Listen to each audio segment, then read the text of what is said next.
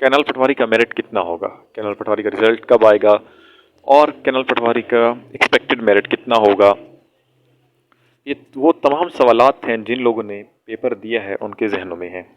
तो आपके इन्हीं सवालात के जवाब हम लेकर आए हैं आज की वीडियो के अंदर। मेरा नाम है मोहम्मद अबू बकर कैसरानी और आज हम डिस्कस करने वाले हैं तमाम फ्रीक्वेंटली आस्क्ड क्वेश्चंस को, तमाम क्यूरीज को जो कि कैनाल पटवारी के रिलेटेड आपके माइंड में है।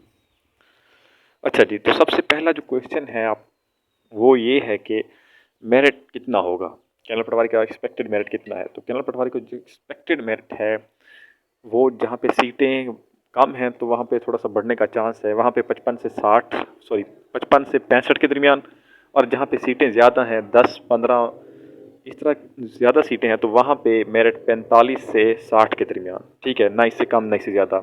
मैं बहुत मोहतात बता रहा हूँ, अगर आपके 45 भी आए हैं तो आपको टाइपिंग शुरू कर देनी चाहिए। अच्छा जी, दूसरा सवाल हमारा ये है कि इसका रिज़ल्ट कब तक एक्सपेक्टेड है। तो इसका जो रिज़ल्ट है वो आ सकता है जी नेक्स्ट फ्राइडे से लेके 29 या 30 नवंबर तक, ठीक है। 30 नवंबर तक इसका रिज़ल्ट जो है वो एक्सपेक्टेड किया जा रहा है। तो आप लोग अपनी टाइपिंग की तैयारी जारी रखें, क्योंकि टाइपिंग के 1-2 माह बाद ही, सॉरी, रिज़ल्ट के 1-2 माह बाद, 1-2 माह के अंदर ही बुला लिया जाता है टाइपिंग के लिए। ऐसे जो डिस्ट्रिक्ट्स रह गए हैं जिनका टेस्ट नहीं हुआ तो उनका टेस्ट कब होगा तो उसकी डेट अभी तक तो अनाउंस नहीं हुई है, जैसे ही अनाउंस होगी तो वो भी आपको बता दिया जाएगा। अच्छा जी, प्रोफिशेंसी, क्या कैनाल पटवारी के लिए प्रोफिशेंसी भी होगी?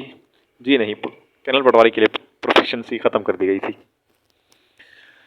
अच्छा, सैलरी कितनी होगी? कुछ लोग पूछ रहे थे, अभी से पूछ रहे थे कि यार इसकी जॉब डिस्क्रिप्शन क्या है और सैलरी कितनी होगी, क्या क्या काम करना होगा। तो मेरे भाई थोड़ा सा सब्र कर जाओ, ठीक है, एक बार रिजल्ट आ जाए फिर उसके बाद थोड़ा सा खुशी मना लेना।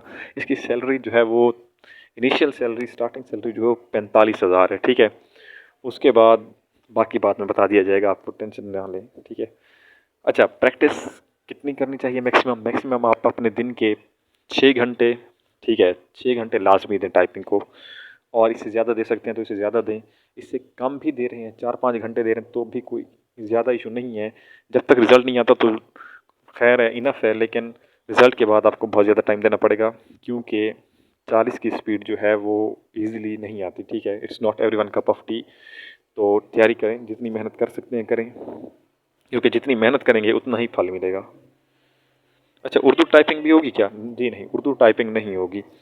कैनाल पटवारी के लिए सिर्फ इंग्लिश की टाइपिंग होगी बस। अच्छा, एक और क्वेश्चन है जी, टाइपिंग कब तक एक्सपेक्टेड है, मतलब टाइपिंग के लिए कब बुलाया जाएगा? तो जैसे ही रिजल्ट अनाउंस होगा, जिन बंदों का नाम रिजल्ट में होगा उनको 1-2 माह के अंदर ही टाइपिंग के लिए बुला लिया जाएगा।